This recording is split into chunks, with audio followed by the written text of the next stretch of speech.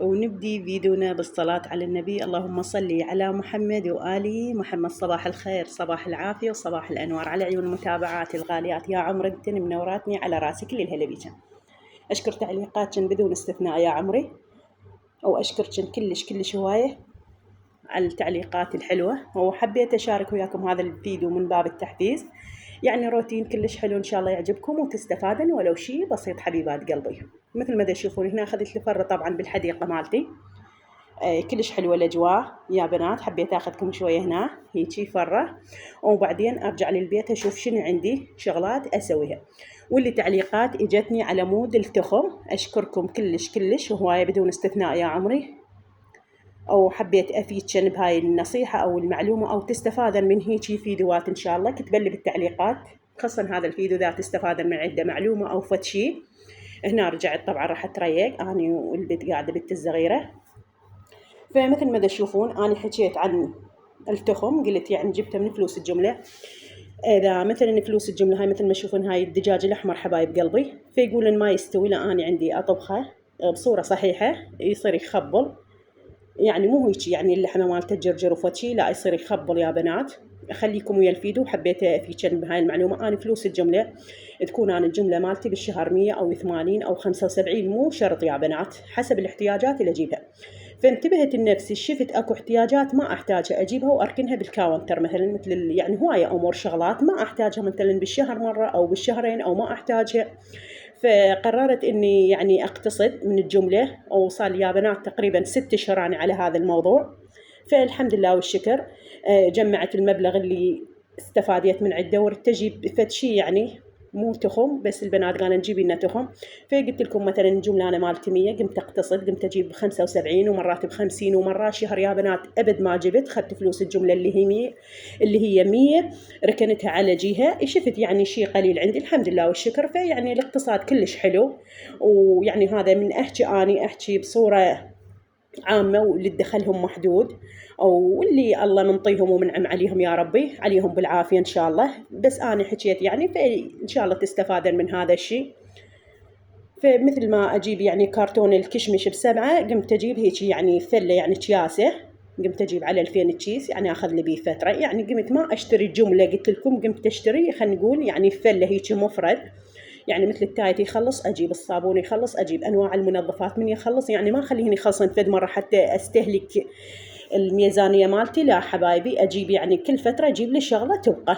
فهي كان على هذا النمط يعني جمعت هذا المبلغ الزين الحمد لله والشكر.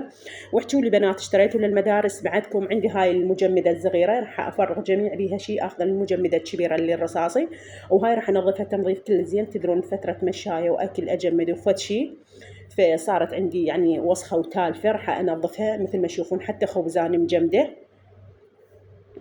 راح أكمل وياكم الفيديو حبايب قلبي. مثل ما تشوفون هنا هسه راح أنظف المجمدة، بس طلعت لكم يعني مقتطفات. إن شاء الله استفاديتوا من هاي المعلومة.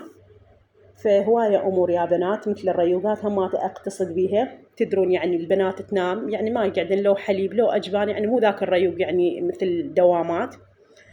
فاحكوا لي يا بنات الله عليكم، شجعوني، اكتبوا لي بالتعليقات اشتريتوا للمدارس لو بعدكم. انا صراحه ما مشتريه، بس الحمد لله والشكر المبلغ اللي احتاجه للمدارس وزياده عندي موجود، خير من الله.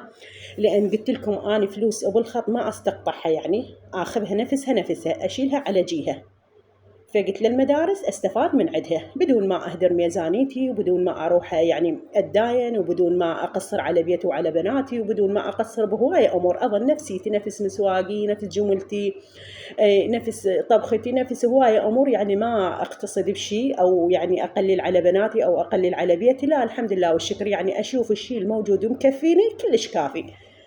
فالحمد لله والشكر يا بناتي. هنا هذا المسواق اللي محتاجته، وهنا عندي هاي الليفة أو المخبازة شنو يسمونها، هنا رتبتها وخليتها بوجه جديد. كل فترة أنا أغير، يعني دشداشة عندي نظيفة أغسلها وأشطفها وأخليها بالشمس وأسويها وجه للليفة. مثل ما تعرفون اللي هو ليف النخل، أو مرات أخلي قواني تصير بنفس الوقت خفيفة ومريحة. فهنا اختمر العجين عندي وسويت هاي المخبازة، كملتها ونظفتها ورتبتها.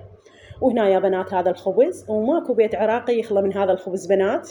والله يساعد اللي ياكلون صمون وما يخبزون، او بالعافيه عليهم كل من وتعويده يا بنات. اني ما اعرفه فارق الخبز ابد نهائيا.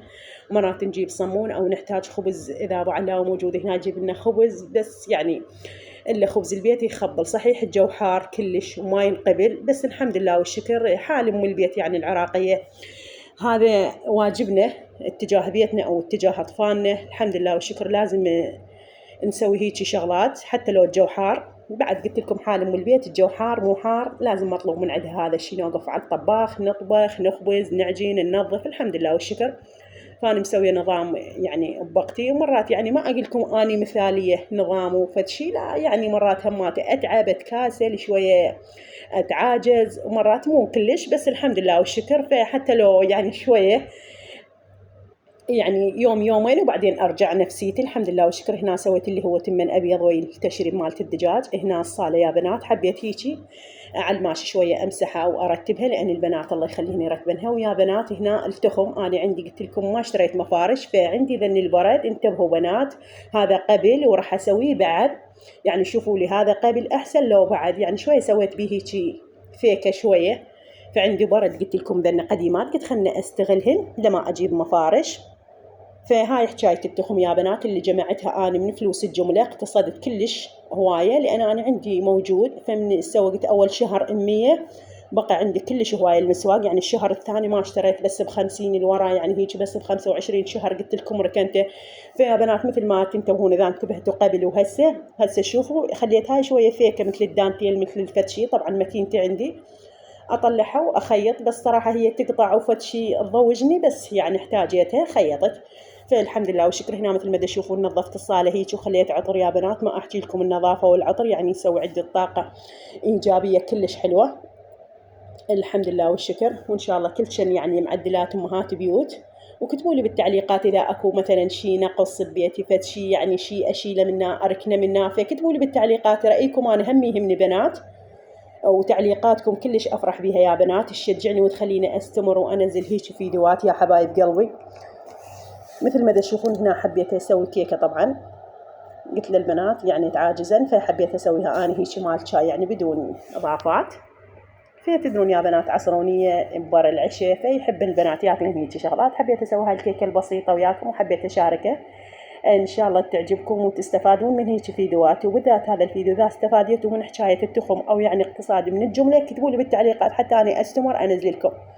وشنو رأيكم يعني بفلوس الخطوط؟ أنا ما استقطعتها جمعتها، يعني صار عندي مبلغ كل زين يعني بدون ما أهدر ميزانيتي وبدون ما أسوي أي شيء. فقلت يعني أنا ما عندي بس الصغار اشترين، هم الكبار هم يروحون يشترون، تروح الحجية وياهم هم بعد يعني يختارون اللي يردونه يعني على ذوقهم. ومثل الصغار لا والله أنا أجيب لهم.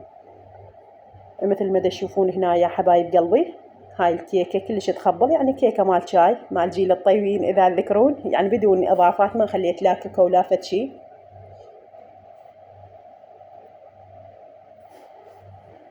أو إن شاء الله عجبكم هيك فيديو وحبيت أشاركه وياكم يعني هيك من باب التحفيز حبايب قلبي.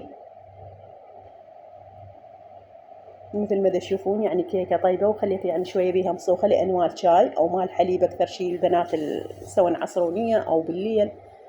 فمثل ما تشوفون هنا أنا هسه خليت قلاصة شاي. طبعا خذت لي قطعة كيك وخذت قلاصة شاي. طبعا الشاي بعد على الطبخ وأنا كلت القطعة مالت الكيك لأن تأخر الشاي. فهنا حبيت أشارك وياكم هذا الفيديو من باب التحفيز حبايب قلب. إن شاء الله استفاديتوا هيك شيء